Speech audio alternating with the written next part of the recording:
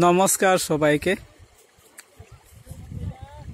আমরা এখন আনন্দনগরের ধর্ম মহাসম্মেলনে এসেছি। এর সাথে সাথে আনন্দনগরের চতুর্দিকে যে কিছু তন্ত্রপীঠ বা দর্শনীয় জায়গা আছে, বাবা যেখানে যেখানে ইন্ডিকেট করেছেন সেগুলো আমরা একটুকু পরিদর্শন করছি।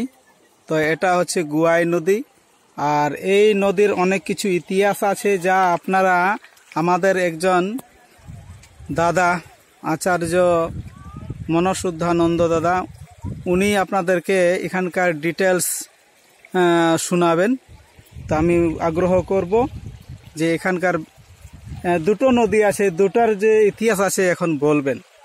বলুন দাদা। নমস্কার। এখন আমরা দুই বন্ধু এখানে উপস্থিত হয়েছি, আচার্য সুধামানন্দ অবধূত এবং আমি আচার্য মনশুদ্ধানন্দ অবধূত। আনন্দনগরটা আমরা প্রায় ঘুরলাম, কোন দিকে কোথায় কি কি রয়েছে না রয়েছে সেইগুলো একটু। যে এই নদীর আগে দিয়ে গিয়েছিলাম যেখানে সর্পকুঠি রয়েছে, যেখানে ওখানেও একটা ইতিহাস রয়েছে। সাপ দীর্ঘদিন থাকতে থাকতে একটা পরিবেশ তৈরি করেছিল, ওখানে আলাদা একটা ইতিহাস আছে।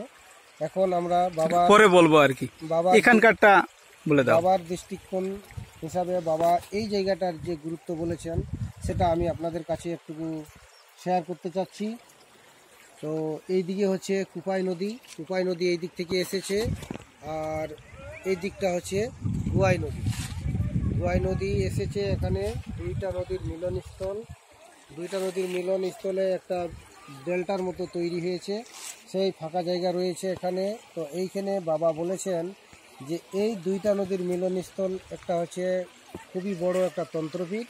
এখানে আজ থেকে প্রায় 7,500 বছর ভগবান সদাশিব এসে এখানে সাধনা করেছিলেন এবং তার পদধূলি এখানে পড়েছিল, এবং তারপরে 3,500 বছর পরে শ্রীকৃষ্ণও এখানে এসে তা পদার্পণ করেছিলেন এবং ওনার পদধূলি এখানে পড়েছিল। এখন বর্তমানে আমাদের যে আনন্দমার্গ প্রতিষ্ঠাতা তথা আনন্দমূর্তিজিও এই জায়গায় এসে পদার্পণ করেছিলেন এবং সাধনা করেছিলেন, এবং সাধক সাধিকাদের জন্য এইটাকে খুবই একটা পর্যটক কেন্দ্র বা আধ্যাত্মিক তন্ত্রপীঠ হিসাবে বলেছেন। এবং এটা সত্যি এমন একটা মনোরম পরিবেশ যে চতুর্দিকে পাহাড়, এবং এখানে একটা দুইটা নদীর মিলিত। এইটাই এই যে আপনারা দেখতে পাচ্ছেন, এই যে এই নদীটা এদিক থেকে এসেছে, একটা নদী এসেছে কুপাই নদী, আর তার এই দিক থেকে এসেছে পশ্চিম দিক থেকে। আর এই জায়গাটাতে মিলনস্থল বেশ সুন্দর এই দিক থেকে। তারপরে এখান থেকে আমাদের সঙ্গম স্থল বলা হয়, আনন্দনগরের দিকে প্রবাহিত হয়ে চলে গেছে। এই যে আপনারা দেখতে পাচ্ছেন, এদিকে ড্যাম আছে, সামনের দিকে ড্যাম আছে, এইদিকে ড্যাম ওখানে বাঁধানো হয়েছে। আর এইখানে এই জায়গাটার একটা বিশেষ গুরুত্ব রয়েছে, যে একটা বিশাল তন্ত্রপীঠ এবং সাধনার উপযুক্ত জায়গা, এবং বেশ সুন্দর একটা ন্যাচারাল বিউটি গড়ে উঠেছে, আপনারা দেখতে পাচ্ছেন। আর এখানকার মানে 12 মাস জল থাকে আর কি। আর এখানে 12 মাস এইভাবে জল প্রবাহিত হচ্ছে, এবং খুব সুন্দর একটা মনোরম পরিবেশ। আর এখন দেশ বিদেশ থেকেও অনেক পর্যটকরা আসছেন, হ্যাঁ আপনারা দেখতে পাচ্ছেন। আমরা চেষ্টা করব এইভাবে আনন্দনগরের চতুর্দিকে যে সকল পর্যটক কেন্দ্র বলুন বা আকর্ষণীয় বা কিছু হিস্টোরিক্যাল জায়গা আছে সেগুলো তুলে ধরার চেষ্টা করছি আপনাদের সামনে।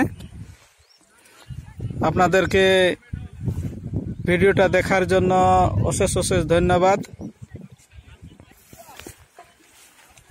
এই নদীতে 12 মাস জল থাকে, কখনো শুকায় না।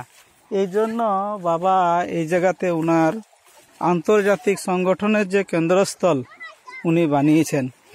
আর এইসব এলাকার গ্রামবাসীরা এইসব জায়গাতেই স্নান করেন, কাপড় ধোয়া ধাকলা, পশুদের যে পানীয় জল এখানেই সব ওরা করে। দেখছেন আমাদের গ্রাম্য যে পশু আছে, এদেরকে ভেড়া বলা হয়, হ্যাঁ, গাই, খুব সুন্দর জায়গাটা। আমরা এই সব জায়গাতে অনেক ঘুরলাম, দেখলাম, দেখে খুব সুন্দর আনন্দ লাগলো। প্রাকৃতিক সৌন্দর্য অতি আকর্ষণীয়। দেখছেন জায়গাগুলো খুব সুন্দর। 12 মাস এখানে জল থাকে। জলের যে স্বাদ আর এই যে শারীরিক উপকার সেগুলো ভাবা যায় না।